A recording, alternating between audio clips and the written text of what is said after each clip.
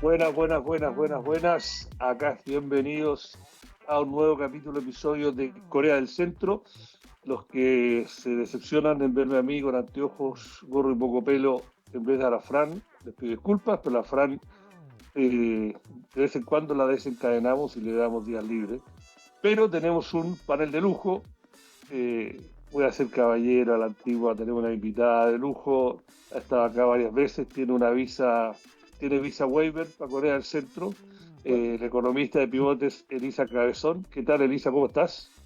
Hola Iván, hola Rodrigo, feliz de volver a este podcast. Sí, Una conversación bien Y entretenida, así que feliz. siempre un placer tenerte por acá. Rodrigo, ¿qué tal? Buen día, ¿cómo ha estado tu semana? Muy buenos días. Oye, yo quiero partir porque Iván no lo va a hacer. La Elisa estaba preguntando, comentando que el gran Iván Weissman, en conjunto con Claudia Pizarro, Andrés Cárdenas y Héctor Cosio, estoy en lo correcto, ¿no? Con la Sí, sí, lista. parte del equipo. Ganaron el Premio Periodismo Excelencia 2024, que se da obviamente al año siguiente de la Universidad Alberto Hurtado por su reportaje Caso Cubillos, Universidad San Sebastián, entre caja de Pandora y caja pagadora. Se anunció muy recientemente y se efectuó la premiación de este premio que, como hemos dicho, y guardando las proporciones de nuestro país, es lo más parecido al Pulitzer chileno. Es el premio más importante de periodismo que se da en Chile. Por lo tanto, yo al menos me siento orgulloso y emocionado de tener a mi compadre cada viernes aquí y además de nuestra amistad. Así que felicitaciones, Iván, realmente este es un premio muy importante para los auditores que no lo conozcan, realmente es muy, muy importante. Bueno, gracias.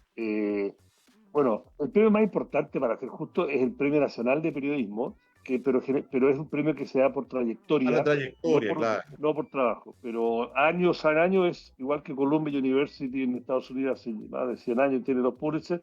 Ahora en Chile la Universidad Alberto Hurtado tiene este programa que es raro premiar, ¿ah? Porque la verdad que esto uno no lo hace por competencia, y si soy honesto, y como dije en redes, no soy muy humilde, no me gusta la falsa modestia, estamos felices y orgullosos del premio, eh, pero no pensamos que íbamos a ganar porque ha sido un año, el 24 fue un año de muy buen periodismo en Chile.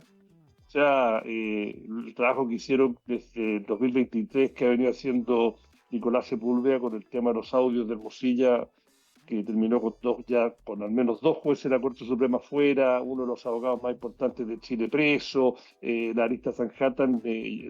Miren, yo cuando veo el vaso mitad lleno, en, en Chile digo, acá las instituciones siguen funcionando, ¿no? Podemos hablar también del tema fundaciones, la última vez que chequeé 14 personas presas, o que estuvieron presas y que prisión preventiva, y hay juicios, etcétera. Así que en ese sentido pensamos que había otro periodismo que se hizo bueno. Este además, si soy un día voy a poder contar que me liberen. Me gustaría decir que fue trabajo mío tipo película, y fue tipo película, pero no por la pesquisa. Yo venía buscando otro tema y choqué con esta arista, eh, y la primera lista la publicamos en el semanal del Mostrador, y después el equipo que tú mencionaste agarró y lo desarrolló con otros puntos en esa misma semana. Pero bueno, gracias, gracias, gracias. La verdad que a veces esos premios sí valen la pena para premiar el trabajo que uno hace. Pero yo pensé que iba a decir algo de lo que está hablando con Elisa, para que tú sepas, Elisa, hablando de premios. Rodrigo, se me olvida si es por parte de madre o padre, bueno, tiene varios premios nacionales, pero de arte. Es Murillo Castillo, se me olvida ya Mi de qué abuelo lado. Murillo es Premio Nacional de Periodismo. Mi abuelo Y Castillo es Premio Nacional de Arte. bueno, es que yo estaba comentándole a Elisa que desde su embajada de Corea del Centro tenía un cuadro a mí me encanta el arte, me encanta el cuadro, tenía un cuadro muy bueno, y ahí está. Cuéntale quién te regaló, quién te regaló el cuadro, Elisa. Ah, el que tengo acá atrás, Sí, Sí, eh, yo también lo sí, estaba viendo. el presidente Sebastián Piñera, para mi matrimonio. Verdad es que él tiene una relación muy estrecha con mi madre, entonces cuando los hijos nos casamos, él regala cuadros a los hijos de mi mamá, entonces yo me casé hace ya casi 3 años y fue personalmente a nuestra casa a dejarnos el cuadro. Me gusta, no sé, Padre. pensé que era un Santos Guerra de lejos, pero no sé, me gusta No, no, respetar. Santos Guerra tiene un estilo con gallinitas, más Sí, como. No, está No, precioso no, este cuadro, a mí, curvilíneo, a mí también me encanta. sí, sí, me gustan Bien los colores. colorido, el color choro. muy, muy, muy lindo. Yo no Bueno, Bueno, sé, haciendo no publicidad. reconozco, no reconozco de quién es, pero tiene algo de Basquiat. eh, muy mira bonito. tú, ¿ah? Yo tengo varios Santos Guerra, ¿ah? Pero tengo gallinas, más curvilíneo, me gustan los colores. Bueno, en fin, vámonos con los convoca. Yo dije que Piñera que van a regalar un Picasso, weón. Y Claro, Delisa ni sabe.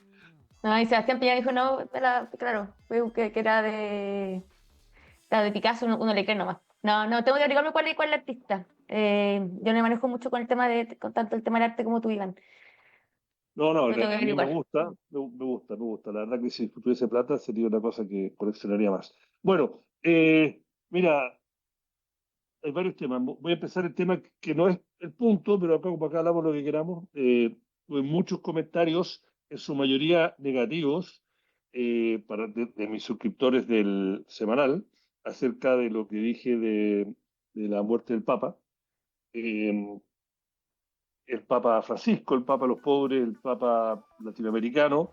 Y para los que no son suscriptores, yo hice la pregunta, traté de hacer el vínculo que por qué yo en un newsletter que hablaba de plata, política, poder, economía, negocio, hablaba del Papa. Bueno, primero porque el newsletter es mía y hago lo que quiero. No, no.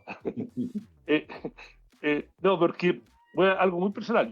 Yo soy de una familia mixta, me crié católico por parte de madre, papá judío ateo, pero yo me crié católico, primera comunión, hice todos los ritos, y yo, como muchos jóvenes, o sea, después de la O sea, universitaria, la podría verdad ser que me papa, alejé. Iván. Podría, Podría ser claro, podría. papa, porque no se requiere más que ser Es más, y bautizado para ser papa.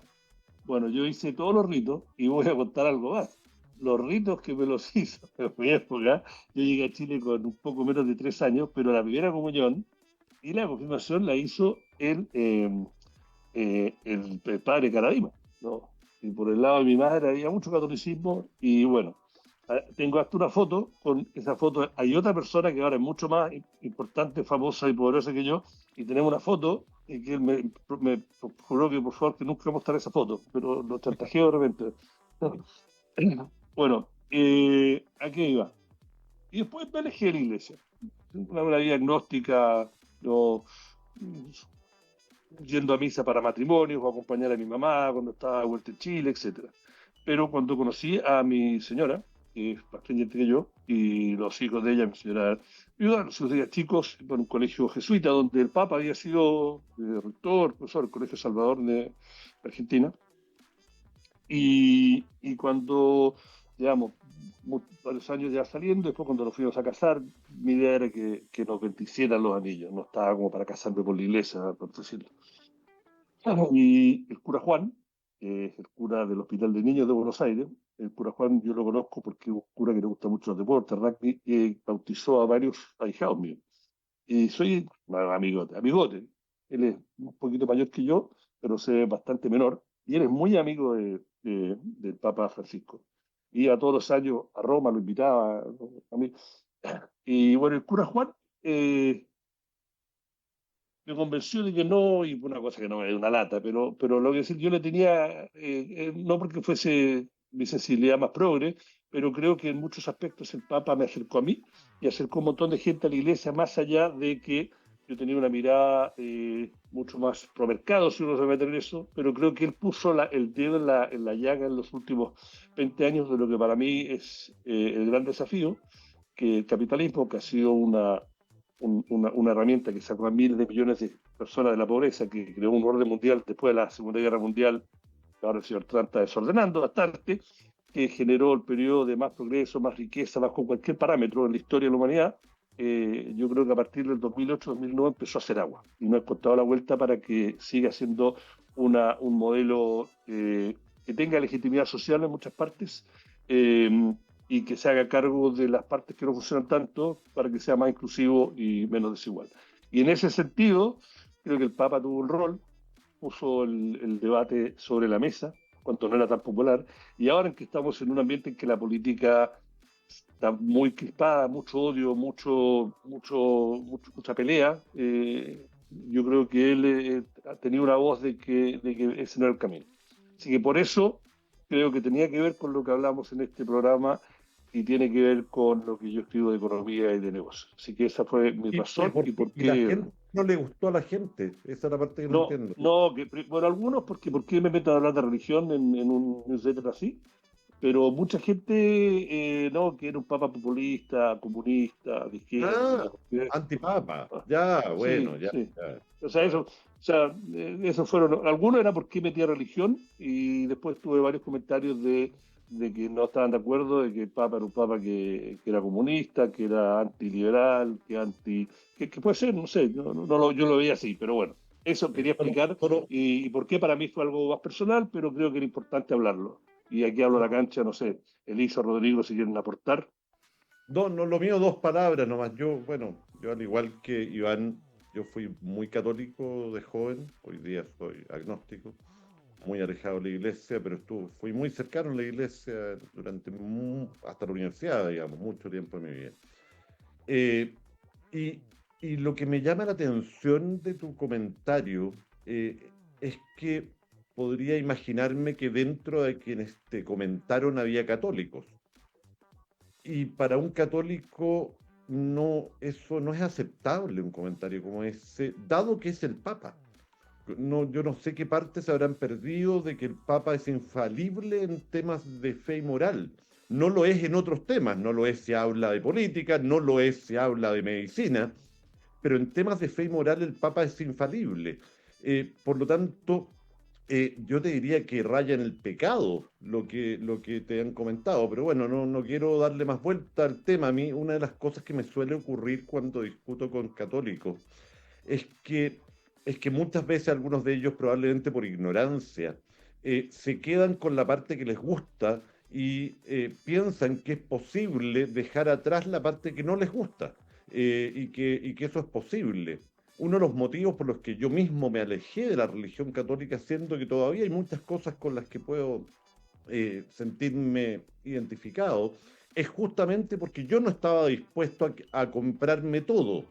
Y como católico, uno tiene que comprarse todo. Eso no significa no tener una visión crítica, no poder opinar, pero hay ciertos temas respecto de los cuales no es opinable. Y la infalibilidad del Papa no es opinable para un católico. Sí, ah, no sé, yo también soy de formación católica, fui en un colegio con formación muy intensiva en la religión católica, mis papás son muy católicos, de hecho vengo de formación de un colegio muy vinculado con el Opus Dei. Ahora, claro, yo en mi vida adulta yo me he alejado un poco de las prácticas del catolicismo, de ir a misa, no me considero una católica practicante, pero sí los valores de la iglesia sí me quedaron muy inculcados y encuentro que son muy enriquecedores humanamente. Sobre el Papa Francisco, tiene varios puntos interesantes vinculados con la economía y que fueron un poco más, no sé si disruptivos o ponerse al día con los temas más contingentes. Él creo que sacó una cíclica que comentaban de la importancia del cuidado del mundo, del medio ambiente. Sí, sí, Y fue muy eso está famosa. muy vinculado con la economía. Acá hay algo que hay una como contradicción yo creo, algunos tienen, o algunos sectores, de que la economía liberal o la economía capitalista, la economía de mercado, se centra solamente de maximizar el bienestar del individuo. Y eso no es así. Yo hago clases de introducción a la economía, alumnos de primer año en la universidad. Eh, la economía que hace ve modelos y el objetivo de los modelos cuando uno dice este sistema está funcionando o este sistema, esta política no está funcionando, lo que uno ve es si maximiza el bienestar social, no de cada individuo. Entonces tú dices, mira, en este modelo este impuesto generó este efecto negativo porque bajó el excedente social. O este impuesto mejoró porque corrigió una externalidad negativa y aumentó el excedente social. Entonces, la mirada de la economía de libre mercado o capitalista, como alguien lo quiere decir, liberal, no se centra en maximizar el bienestar de cada individuo, sino el bienestar de la sociedad. Y ahí entra muy bien el concepto del medio ambiente, el cuidado del mundo, de la casa de todos. La economía, cuando uno entra a los conceptos básicos, es cómo una casa, y esa casa puede ser a nivel individual, una empresa a nivel país, pero cómo la misma lógica de una casa, con recursos escasos, tú satisfaces necesidades ilimitadas para maximizar el bienestar de las personas que forman parte de esa casa. Esa casa puede ser una familia, puede ser una empresa, puede ser a nivel de una ciudad, un país, también a nivel global. Eh, entonces, yo no veo ese choque que hay a veces entre algunos que dicen que la mirada de este capitalismo que se fija mucho en el individuo, maximizar el bienestar individual, choca con la mirada de la iglesia de maximizar el bien común, para nada. Y de hecho, lo que muestra la economía liberal o lo que defiende es que cuando cada persona toma decisiones de forma individuales y busca su propio fin, se maximiza el bienestar social. Pero el fin es maximizar el bienestar Tal social, cual, es el tal fin. cual, tal cual. Eso es. Entonces, a veces están esos debates, pero yo no veo mucho por qué se genera tanto ese debate. Yo como economista y como bueno, católica de formación, nunca he visto esa contradicción. Y lo otro que tiene es el Papa Francisco, que era alguien que valoraba, y esto muy en línea también con información Opus Dei del colegio, valoraba mucho el trabajo. Y él hablaba un tema muy importante, decía, no hay que tener asistencialismo, que la gente dependa de un Estado proveedor, sino que hay que empoderar a las personas para que a través de su trabajo puedan enriquecerse, tener medios materiales, tener medios sociales, etc. Entonces, él hablaba muy importante del rol de la empresa para darle trabajo a las personas y para que las personas se empoderen y salgan de la pobreza a través del empleo. Y eso está muy en línea también con lo que dicen los economistas, tanto más liberales como puede decirse socialista, como uno le quiere decir. Entonces, a nivel así grande, yo no veo esa contradicción. Sí, yo solo para complementar lo que dice la Elisa, yo no soy economista. Iván estudió economía, la Elisa es economista profesional y una gran economista. Yo soy solo abogado y como hemos comentado por acá, mis estudios de posgrado son en filosofía. Sin embargo, me he dedicado a la regulación de mercados toda la vida, hago clases de regulación de mercados, dirijo un magíster en regulación de mercados, por lo tanto, tengo una aproximación también relativamente profesional a temas económicos.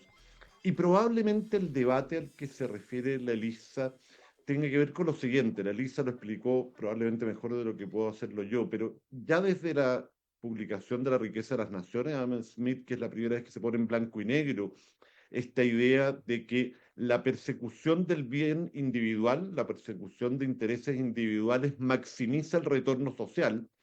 Por lo tanto, lo que se busca no es maximizar al individuo, sino que lo que se constata científicamente es que cuando tú le permites a los individuos buscar su propio beneficio, tú estás maximizando el bienestar social. Esa es la teoría que viene de Adam Smith. Sin embargo, el propio Adam Smith ya en el siglo XVIII identificaba que esto es un ideal que no siempre se cumple en la realidad y que, por el contrario, pocas veces se cumple en la realidad, porque para que eso sea cierto se requieren ciertas condiciones en la economía que permitan que sea cierto. De hecho, Totalmente, sí.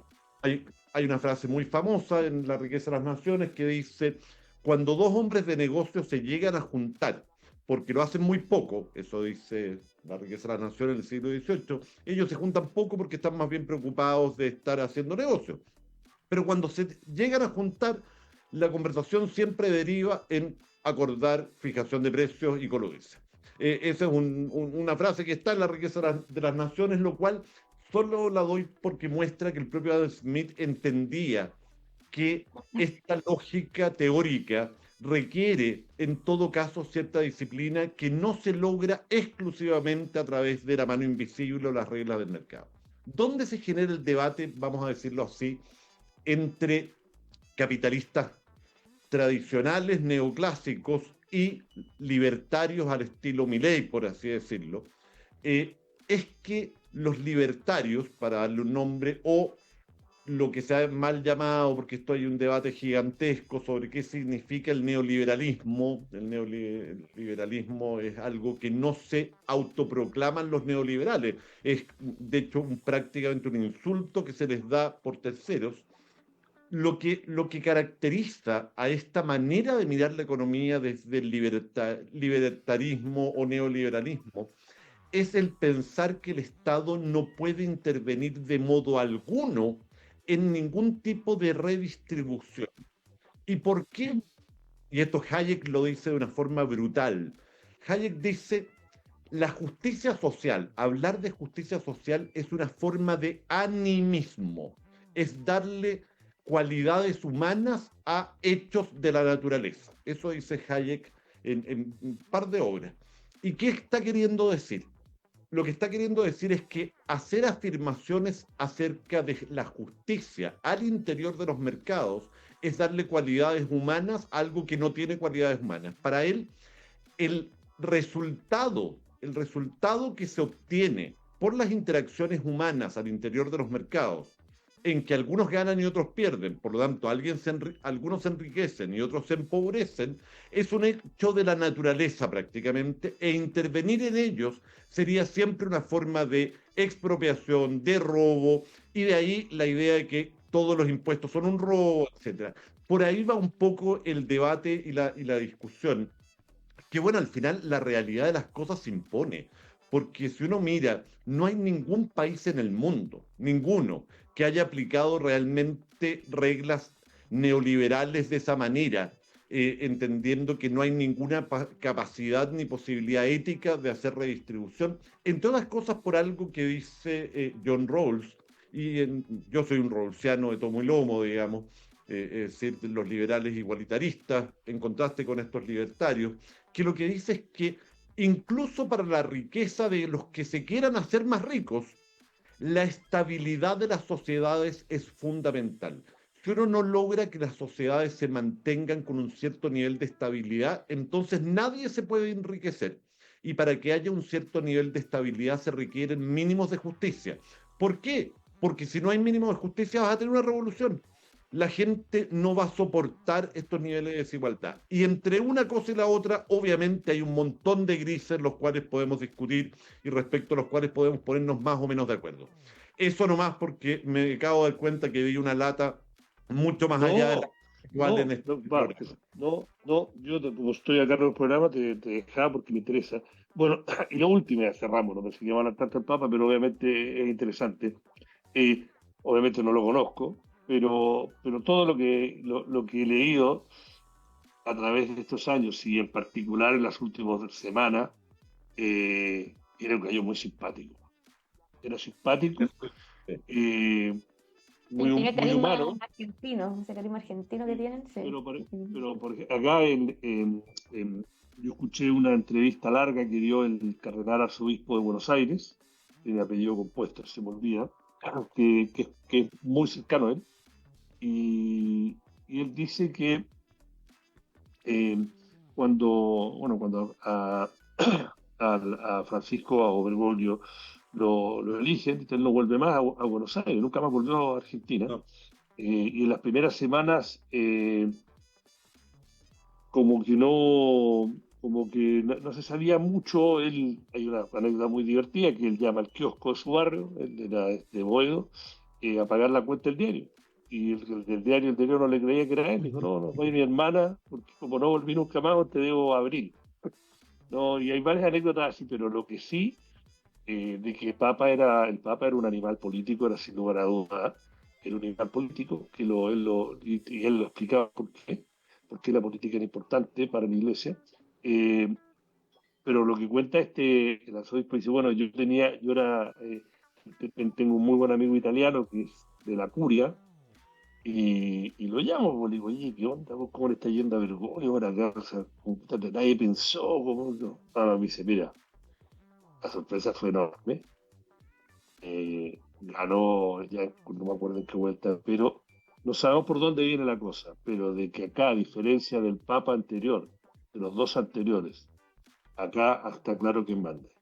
Clarísimo que él manda, ¿no? Como Pero buen bueno, argentino. bueno, además que era futbolero, etc. Bueno, vamos al otro tema.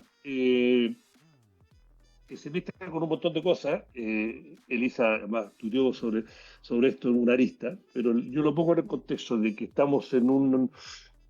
No hay nadie que duda que estamos viviendo momentos de una incertidumbre geopolítica, económica, financiera inédita. Yo solo como experiencia puedo comparar la sensación de las primeras semanas de la crisis, la peor de la crisis 2008-2009, porque en la pandemia uno puede decir los números también se desplomó el mercado, la economía se frenó, pero era como, no sé si la palabra es más ordenado, más predecible dentro de que era impredecible, porque nadie sabía qué mierda había pasado con la pandemia, los primeros meses, todas las semanas había todo. Entonces lo veo como algo un poco diferente, y también sobre todo porque esto es completamente autoinfligido. Y en ese contexto, en que es súper difícil saber qué va a pasar de semana a semana, qué va a planificar, yo tiendo a ser optimista de que esto está pasando una pesadilla y después el mundo tiende a un cierto orden, el péndulo. Pero de repente leo a economistas y analistas de mercado que he seguido a través de mi carrera de economista financiero, después de los medios, que no son de los que se asustan, escribiendo cosas bien fuertes acerca de que estamos viviendo un reordenamiento del orden mundial económico geopolítico que sucede una vez cada 5, 6, 7 generaciones, y que tiene que ver con un montón de fuerzas que se han venido acelerando, que es la revolución tecnológica, la globalización y ahora la antiglobalización, y un grupo de grandes, una minoría grandes en las sociedades occidentales, democracias occidentales, que sienten que esa globalización, esa revolución tecnológica a ellos no los ha tocado, que al contrario, ellos han sido perjudicados y no les importan los números, y eso se transforma en que la democracia en sí misma está siendo cuestionada como una alternativa más. Y en ese contexto se reúne el mundo económico, las reuniones anuales de primavera del Banco Mundial y el Fondo Monetario, ¿no? En que más allá de que confirman que se viene más inflación, menor crecimiento y mucha incertidumbre, incluyendo a Chile, tenemos la letra chica, que tenemos una semana, yo podría decir, una de las peores semanas para un ministro de Hacienda, que yo en general creo que ha hecho una muy buena pega, pero eso es mi opinión, y creo que los números macro lo avalan, pero con un montón de cosas chicas que cada vez lo dañan. Y esta semana, bueno, la realidad de Trump y las tarifas y la falta de apoyo político puso en el congelador su idea de una reforma tributaria que apuntaba a que fuese neutra, pero le rebajaba los impuestos a las empresas que en Chile son altos, de 27% al 24%, incluso se habló de llegar hasta incluso al 23%, algunos hablan del 20%, y compensarlo con mayor impuesto a los dividendos y otras cosas. Y también tuvo que admitir que los números no cuadran, de que la estrechez fiscal es de verdad y que la meta de tener un balance estructural de un déficit de 1.1% con el cual tenía que cerrar el gobierno no va a ser posible. Le tira la pelota al próximo gobierno, y este año, a pesar de un ajuste en total de más o menos 2.000 millones, vamos a tener un déficit mayor al proyectado. Y yo creo que esto último, para prestarle un poquito de ropa, estamos sufriendo la consecuencia como país, y creo que esto lo dijo la Elisa en otros foros en lo cual te leí y te escuché en los últimos días. Esto es producto de algo que todos en Chile nos estamos haciendo los hueones desde más o menos el 2010, algunos, Jorge Quiroz dice que desde 2008, pero bueno, yo soy de los que creo que si mirando las cifras de PBI per cápita desde mediados del primer gobierno de Piñera, el crecimiento del PBI per cápita y el gasto fiscal lo estamos haciendo trampa en solitario. La cancha la dejo abierta al economista primero. Doña No, Elisa, ese punto es una columna que publiqué en El Mostrador, de hecho. Creo que hace ya un mes o hace 2 meses, en marzo, creo que fue que la publiqué. Pero antes de entrar a ese tema, un poco para lo que tú dijiste, Iván, me cuelgo de la diferencia entre la crisis y la pandemia y este nuevo escenario de incertidumbre. Yo estoy de acuerdo que este escenario tiene una incerteza muy distinta a la pandemia, porque en la pandemia no hubo cambios de la regla del juego. Hubo un shock exógeno y que iba a ser transitorio, y que era que la economía se iba a cerrar por los contagios, iba a estar más cerrada, menos disponible, pero era transitorio, no se cambiaban las reglas del juego. Era algo más circunstancial que iba a pasar y que una vez que pasaba la pandemia se iba a retomar la normalidad. Lo que yo veo que está pasando ahora con la guerra arancelaria, con la guerra comercial y lo que está haciendo Trump y la respuesta de China, es que se están cambiando las reglas del juego. Las reglas del juego en el que nuestra economía global, la economía también nacional chilena, se ha basado en los últimos, yo diría, más de 50 años a nivel global, y Chile se potenció, que es libre comercio internacional, y que Chile se basó a fines del siglo XX, a inicio del siglo 2000, se introdujo muy fuertemente a esta economía conectada, y que son reglas del juego, son reglas, oye, yo soy libre a aceptar tus importaciones y tú también me permites aceptar las mías, hay un libre intercambio, sin barreras, y ahí todos nos beneficiamos y todo bien. Y luego viene hace 3 semanas el líder de uno de los países más grandes del mundo, que viene a romper esas reglas. Entonces, la incerteza es muy distinta a lo que pasó con la crisis COVID. Una certeza mucho mayor, porque yo creo que los cambios de la regla del juego son mucho mayores. Entonces, sí, yo lo veo bien distinto a lo que está pasando con la pandemia. Y yo también lo veo algo bien preocupante, pero vamos a ver cuánto aguanta, porque lo que he visto es que Estados Unidos es el que está sufriendo más con las consecuencias de estas decisiones. Vamos a ver qué ocurre. Ahora, yo no creo que Trump sea un gallo loco, así un gallo loco que está senil y que hace locuras. Yo creo que Trump es un gallo bien calculador, eso es lo que más me preocupa, es un gallo muy calculador, y que es alguien que está dispuesto a que su país pague los costos necesarios. Y ahí mi pregunta es, ¿cuánto está dispuesto a pagar? Y este es un gallo que yo creo que está dispuesto a pagar costos muy altos, a diferencia de otros líderes, de otros presidentes. Sí, ¿Sí, ahora, Rodrigo? totalmente de acuerdo contigo, Elise. Yo creo que una de las cosas que yo justamente te iba a preguntar era eso. ¿Dónde está la racionalidad? ¿Nos gusta o no nos gusta esa racionalidad de las cosas que está intentando Trump? Ayer, por casualidad, digamos, me- he comentado, mi mujer es cubana, por lo tanto tenemos hartos amigos cubanos, y entre ellos tenemos una pareja de grandes amigos cubanos que viven hace muchísimos años en Estados Unidos, primero en Nueva York y ahora en Miami, en que él es un neurooftalmólogo reputadísimo, en fin, un gallo muy culto, no en materia económica necesariamente, pero un gallo particularmente culto e inteligente, y que si bien tenía una visión relativamente crítica respecto de Trump, tenía todo un discurso justificante de que efectivamente la balanza comercial americana era un desastre, que la injusticia del mundo respecto a Estados Unidos era algo que alguien tenía que hacerse cargo de algún modo. En fin, estamos hablando de alguien bien de derecha también.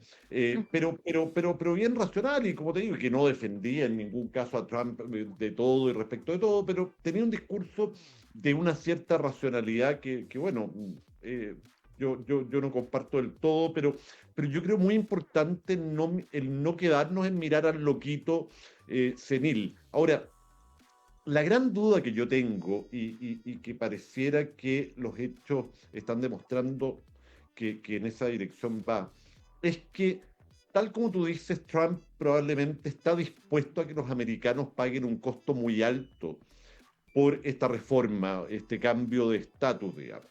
Esto podría asimilarse, por ejemplo, a lo que ocurrió en Chile en los años 80, en que todos recordamos la historia de la carta de Margaret Thatcher con Hayek, en que Hayek le dice: ¿por qué usted no hace en Inglaterra lo que se está haciendo en Chile, que es lo correcto? Y ella le responde: me encantaría, pero acá vivimos en democracia. No nos podemos dar el lujo, tenemos elecciones, la gente me dejaría de votar, perdería el gobierno y no podríamos hacer nada. Eh, la gran diferencia entre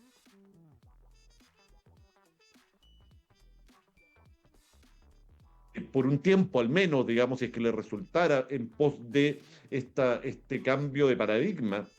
No sé cuánto tiempo le dé tu pueblo para hacerlo. Hoy día vemos que efectivamente ha tenido que estar pie atrás en una buena parte de las cosas que ha estado amenazando.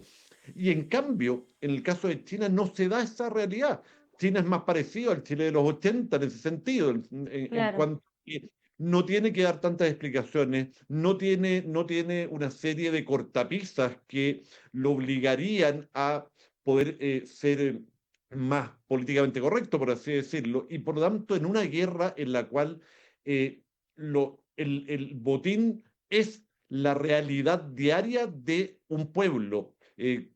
¿Cómo llega a fin de mes ese pueblo? Tengo la impresión de que Estados Unidos tiene menos tiempo para lograr resultados que un país respecto al cual no existen esas presiones políticas, o no del mismo tipo al menos.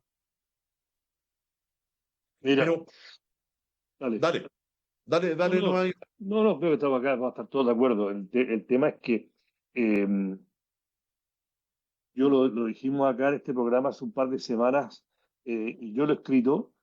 Yo creo que hemos sido bastante naíves en Chile. La respuesta inicial hasta hace un par de semanas era: oye, nosotros tenemos un tratado de libre comercio con Estados Unidos y esto nos protege, además que tenemos litio y cobre. Puede ser que a la larga, después de todo este ruido, así termine siendo, pero creo que fue bastante inocente pensar de que con eso a nosotros nos vacunábamos en contra de las repercusiones. Ahora, las exportaciones de Chile a Estados Unidos solo representan el 15,8% del total, y de las cuales hasta ahora solo las aranceles afectan a como 8.000 millones de dólares, porque el cobre y la madera sigue siendo excepto y hasta, públicamente, principalmente exportación de fruta, verdura y salmones, y en una menor medida las viñas. Pero, habiendo dicho eso, esta guerra comercial genera o sea, que para la gente que no sigue números y no tiene toda la razón, esta semana el Fondo Monetario recortó la proyección de crecimiento global en 0,5. Eso es como que alguien, es mucho, o sea, de 3 puntos, o sea, es una muy fuerte, y diciendo, y esto recién empieza, y es muy difícil hacer más proyecciones, significa que toda la economía va a crecer mucho menos, y eso sí es el costo indirecto, el impacto indirecto en Chile. Y eh, hay que ser realista también. Esta semana entrevisté a Rodrigo Vergara, expresidente del Banco Central, y lo puso más en contexto, fue menos duro que yo, en el sentido de que, bueno, esta crisis nos pilla mucho menos preparados que todas las anteriores desde el retorno a la democracia, porque tenemos muy poco, nos queda de los fondos de estabilidad social, los FES, los fondos soberanos. eh, Tenemos menos capacidad de endeudarnos, una estrechez fiscal más fuerte, o sea, más estrecha, y con un país que recién viene saliendo de 5 años de estallido, pandemia, inflación a 30 años, o sea, con menos herramientas, y con un Con banco tasas central que ya se habían dado, claro. con tasas que son más altas, y con un banco central que está es sólido, pero que comparado con las crisis anteriores también con un poco menos de reserva de las que ha tenido cuando hemos tenido que enfrentar este tipo de cosas. Sí, bueno, ahí era un poco la crítica que yo vengo haciendo a Chile. A ver, Chile tiene varias herramientas para enfrentar crisis.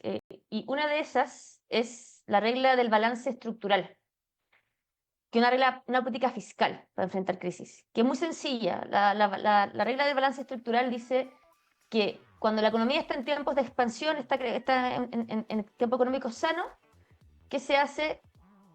El Estado ahorra. Entonces, gasta menos de lo que ingresa y puede ahorrar para usarlos en tiempos de contracciones o tiempos más complicados. Esa es más o menos la premisa de la regla de balance estructural. Y esa se instaló en el año 2001, 2002, y cuando se instaló, nosotros lo cumplíamos. Y la deuda en Chile, la deuda pública, iba a la baja, los ahorros fiscales iban al alza. Pero ¿qué ocurrió? A partir del año 2008 fue la crisis subprime. Entonces ahí había que usar la regla de que en tiempos malos uno desahorra, uno usa los ahorros en gastos para combatir la crisis. Estuvo perfecto. Luego vino el terremoto, ¿ya? Aunque el terremoto trajo algo más ambiguo, porque, claro, hubo que gastar más, pero también el país fue una época en que el país creció mucho durante esa época. Ok, pero luego los últimos 16 años, ¿qué ha pasado? Los últimos 16 años creo que hemos tenido 13 años de déficit fiscal, 13 años en que el Estado está gastando más de lo que recauda. Y uno dice, esos 13 años, ok, es que estuvimos mucho tiempo en crisis, y uno ve con los números, bueno, tuvimos ¿cuánto? 3 o 4 años en crisis, el año 2009, el año 2010, si lo quieren poner como crisis, yo, bueno, voy a ponerlo como crisis, y voy a poner la pandemia 2020-2021, 4 años con crisis. Entonces, ¿qué explica los restantes 9 años o 10 años en que tuvimos déficit fiscal, en que continuamente el Estado está gastando más de lo que recauda. Entonces, ¿qué ha ocurrido? Se critica mucho lo que está ocurriendo en este gobierno, que yo creo que este gobierno también ha contribuido a esta estrechez fiscal, pero también es una herencia del último 16 años, que desde el año 2008 hasta el presente, Sí. sistemáticamente estamos gastando más de lo que recibimos. La deuda pública pasó de tener, eran cerca de 3-4 puntos del PIB, ahora ese aumento de deuda fue súper acelerada. Y los ahorros fiscales cada año se han ido consumiendo. Y ahora el FES está, que es un tipo de ahorro del fisco, de activo del fisco para combatir momentos de estrechez. Estamos en el mínimo, de lo mínimo histórico. Está mucho peor que lo que teníamos para combatir la pandemia y mucho peor lo que teníamos para combatir la crisis subprime. Entonces, yo no sé si esta crisis arancelaria, esta guerra va a llegar a una crisis económica, espero que no, pero el mensaje que yo quería poner, que quiero poner en redes sociales, en la comunidad del mostrador, hice otra para Exante, es decir, es una llamada de atención. Si esto llegara a ser una crisis, que puede ser una crisis arancelaria o puede ser otra crisis en el futuro, quién sabe lo que puede pasar, la conducta fiscal en Chile es que no estamos preparados para eso, como si estábamos antes.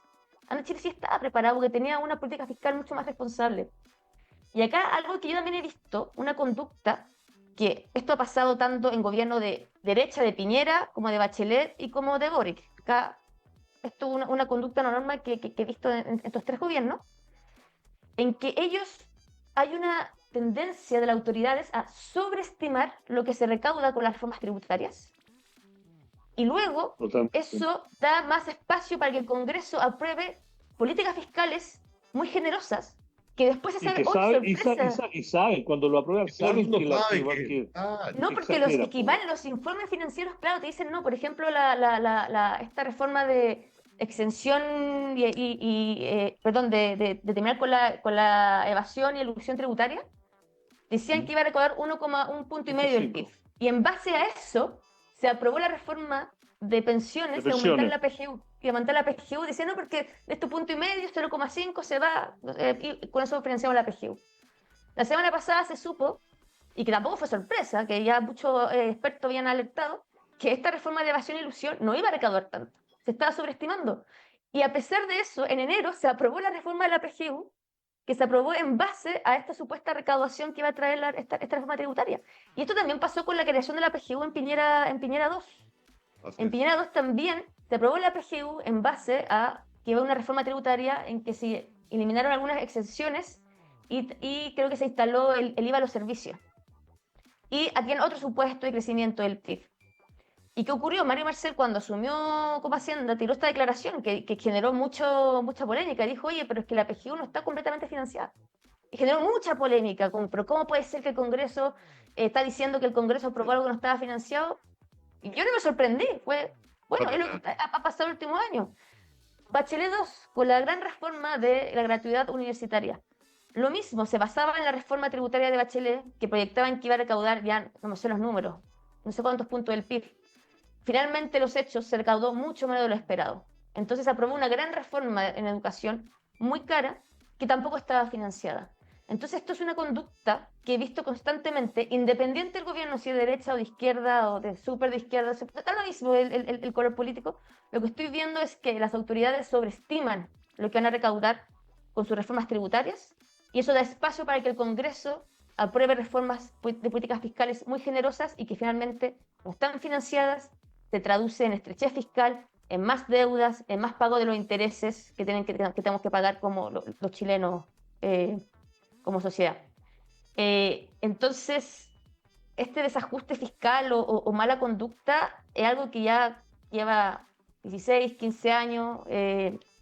Rodrigo Quiroz dice que desde antes, bueno, no sé, pero ya está instalado en Chile y yo creo que hay que ya combatirla. Y eso está muy relacionado un poco con lo que dice el Papa Francisco, para terminar de cierro la conexión, de que dice, oye, hay que cuidar el medio ambiente porque es la casa de todos. Las futuras generaciones no pueden pagar el costo de las nuevas generaciones.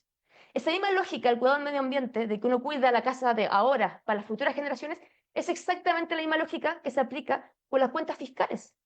¿Por qué los chilenos de ahora vamos a gastar mucho más de lo que tenemos y le pasamos esta deuda a las nuevas generaciones? Eso también es una injusticia.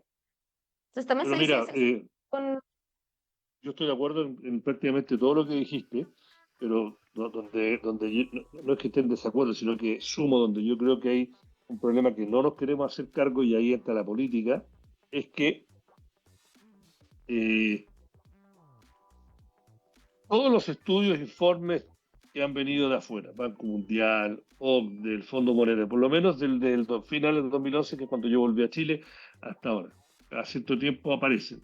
No hay ningún informe que no diga el Estado de Chile, para el nivel de desarrollo que tiene Chile y para las necesidades que tiene Chile, recauda poco.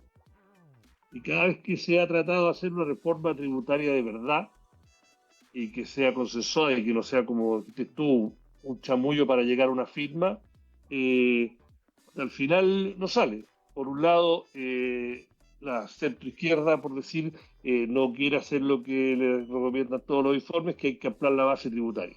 No puede ser que solo el 23% de los chilenos que ganan más de 890 lucas líquidas estén pagando impuestos, que debería ampliarse la base tributaria, aunque sea muy poco. Y la respuesta que siempre dice la centroizquierda, a veces en y a veces en off, es que sobre todo en los centros urbanos, donde viven 2/3 de Chile o más, y en la región metropolitana, que viven 5 o 6 millones de los chilenos, que ya sienten que pagan un montón por extra por el colegio, pagan AFP, pagan extra por salud, y el transporte es caro. Chile el transporte es caro comparado con el resto de la región, incluso te diría comparado con Europa, sacando quizá Inglaterra, ¿no? El transporte es caro como proporción de los ingresos, y también no nominalmente. Sacarle, aunque sea el 8% de un impuesto a la renta base a los que ganan menos, es políticamente inviable, ¿no? Y puede que sea verdad, pero eso no quiere decir ni que no sea necesario para mediano a largo plazo. Y por otro lado, tenemos que le cargamos todas las empresas. Y la verdad que en Chile las empresas pagan demasiado impuestos. Entonces, y tenemos el tercer desafío, que no tiene que ver con política, tiene que ver con la realidad, que al nivel que estamos, si no crecemos más, no hay mucho más que recaudar. O sea, la gente que dice, y esto lo dijo en una entrevista también José Gregorio, dijo: mira, si tú miras realmente los números, no importa la reforma tributaria que tú hagas, no hay mucho más que recaudar, independiente de cómo se haga. Y por otro lado, está los mileístas en Chile que dicen que hay que recortar la grasa. Si tú miras realmente con atención, y lo dijo como que medio contigo, Marcel, y la cuestionada jefa de la DIPRES en el Congreso el miércoles, tampoco hay mucho más donde recortar. Es más, alguien hizo un cálculo, que no me acuerdo quién, que si tú tomaras todas las sugerencias de recortes que se han hecho en los últimos meses por parte de economistas de centro derecha en Chile, llegaría a menos del 1% del PBI. Si las tomas todas, sin chistar. No, todos dicen: no, está lleno de grasa. Entonces, no hay mucha más grasa por donde recortar, y tampoco hay mucho más para recaudar. Entonces, al final, volvemos a lo que sí yo estoy diciendo, que si no crecemos más, esta conversación la vamos a seguir teniendo. Al menos como lo veo yo. Marisa, No, ya, yo también estoy de acuerdo de que yo no veo mucho más espacio para recaudar. Yo creo que sí puede haber espacio para recortar. O sea, otra discusión, y creo que no nos queda tanto tiempo. No. Ahora, sí, se nos fue volando. nos fue hablando. Ahora, donde sí podemos hacer reformas es sobre cómo crecer. Y yo creo que ahí sí hay propuestas. El problema es que Sí. son propuestas que, o por un lado, hay consenso, pero como no son hot, no entran tanto al Congreso, y otras que generan un costo en el corto plazo que el político no está dispuesto a pagar. Porque eso Claro. es una regla del juego de la democracia, y romper. pasa eso. Pero, por ejemplo, en inversión, tanto que se ha discutido sobre la permisología, y hay muchas propuestas sobre cómo acortar la permisología. En Pivotes tenemos, acá voy a hacer publicidad a mi doctor de trabajo, pero tenemos esta propuesta de 2 etapas, que es muy sencillo, es decir: mira, todas estas incertidumbres de decisiones ciudadanas, de políticas más discrecionales, que es correcto que estén, nadie diga que no estén, pero que estén en toda una etapa inicial. Y una vez que este proyecto de inversión superó todas esas etapas de discreciones, una vez que está aprobado eso, en la segunda etapa avanza simplemente con toma temas más técnicos, administrativos y que ejecuta y tiene la certeza de que puede llegar hasta el final.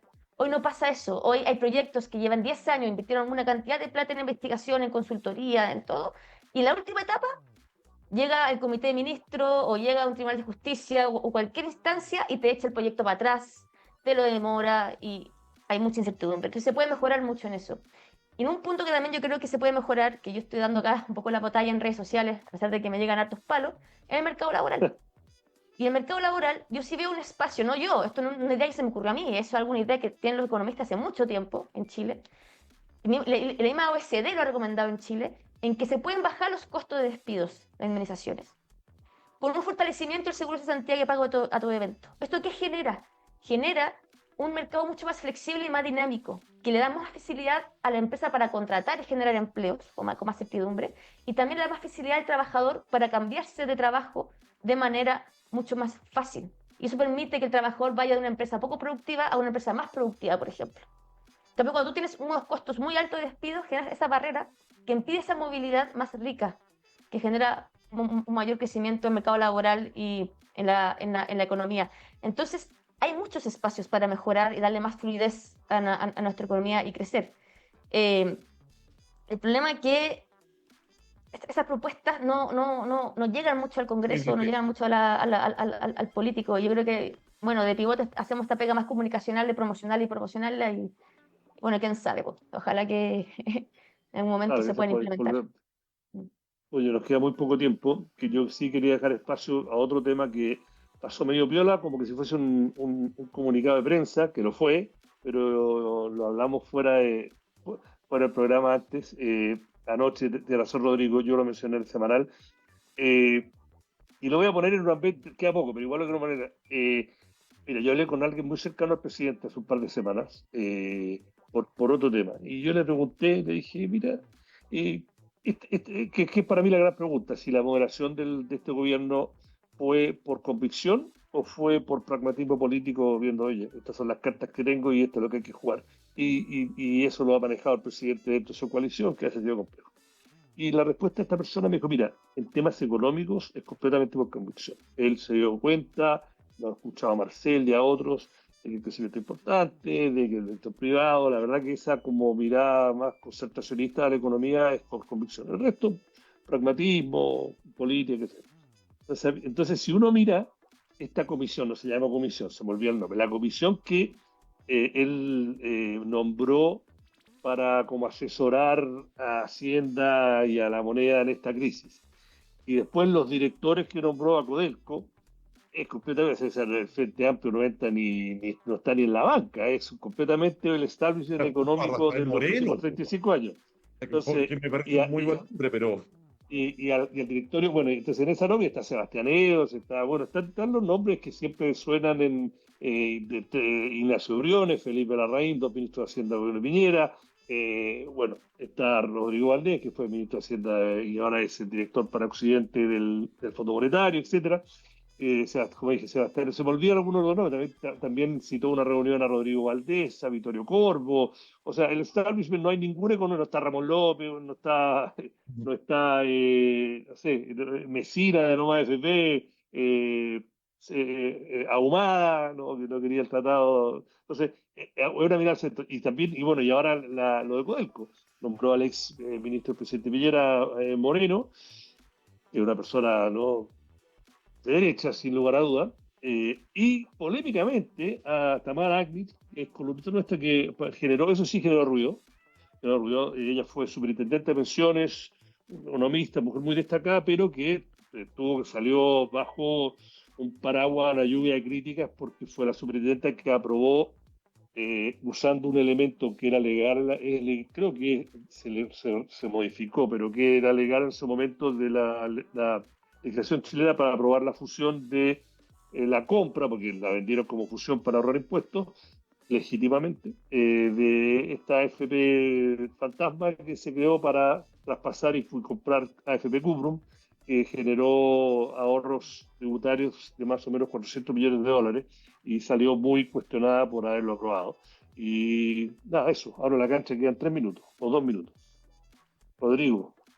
mira, la verdad es que para mí, tú lo decías, y yo creo que lo que uno debiera intentar hacer es la lectura política, digamos, y la lectura política claramente es la de comprender que Chile está viviendo un momento histórico de desafíos que la Elisa y tú mismo, Iván, los comentaban, que tienen que ver con esta incertidumbre tan grande que viene de las políticas económicas de Estados Unidos, etcétera. Por lo tanto, yo creo que es muy meritorio de parte de un gobierno como este el decir, en este momento lo que necesitamos es tener una visión de unidad, el poner a las mejores personas, pero no solo porque son buenas, sino que al mismo tiempo porque le generan transversalidad al debate y le dan un soporte político al debate que impide que esto se politice, especialmente en un año electoral.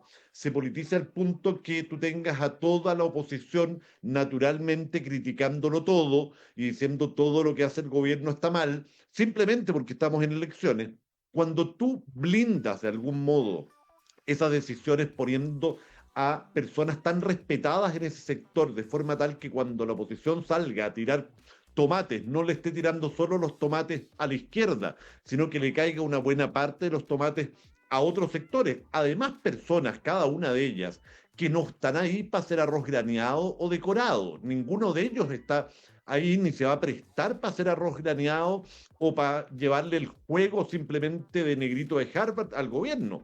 Y finalmente, porque estás poniendo a muchos, no es que hayas puesto a uno simbólicamente. Entonces, todo eso en combinación a mí me parece que es muy meritorio y que tiene que ver con una comprensión profunda que habrá que ver si viene del presidente mismo. Bueno, obviamente el presidente tiene que haber llegado a la conclusión, pero quienes hayan o no influido más, cuán voluntario, en fin, todo eso uno lo podrá debatir hasta el extremo, pero creo que el hecho de tomarse esto en serio y tomarlo como un desafío de Estado es algo que uno debería celebrar, efectivamente. Un minuto. Sí, también, Algo. sí, muy corto. Sí, yo también veo un cambio cultural súper fuerte en estos 4 años respecto a... Yo empecé a meterme en política pública más activa en el año 2019, cuando entré a trabajar en el gobierno de Sebastián Piñera. Ahí empecé a estar mucho más metida y veo un cambio muy fuerte en el discurso. Ahora está mucho más validado el tema del crecimiento, que es importante. Antes se cuestionaba, o sea, ahora está mucho más validado. La responsabilidad fiscal está también mucho más validada que hace antes. Y yo solamente quiero decir algo sobre sociedad fiscal. Algo en el corto plazo que se puede hacer es que terminemos de aprobar políticas fiscales, ayudas fiscales que no estén financiadas. Y empecemos a ser más conservadores con la recaudación de las reformas propuestas. Eso nomás. Y yo creo que eso también eso ayuda en el corto plazo a terminar con este sobregasto y expansión de la deuda y consumo de los ahorros del Estado. Bueno, habiendo dicho eso, nuevamente, excepto el diario El País en vivo de la transmisión desde el Vaticano y diario El Mundo de España también desde el Vaticano, y como todos los fines, y Bio fuimos segundo en Chile o cuarto en habla hispana, por lo menos en la transmisión en vivo de Twitter, así que, o de X, perdón. Quedaron temas fuera. Elisa, muchas gracias por estar acá. Como te digo, ya tienes visa waiver. Así que feliz. No sé cuándo voy a contar un secreto, no personal, pero yo sé que lo dijiste en vivo el otro día. Va a ser mamá, no sé en cuántos meses. Así que ojalá que antes de que sea mamá, por ahí viene a Corea del Centro también en el prenatal.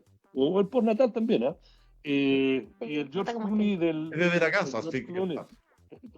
Y el George Clooney de los podcasts, el señor Rodrigo Castillo, amigo de la casa, ¿no? Hasta la próxima. Nos pasamos. Gracias por todo. Y los que no nos ven en vivo se lo pierden. Chau, chau, chau, chau, chau. Chao. Chao.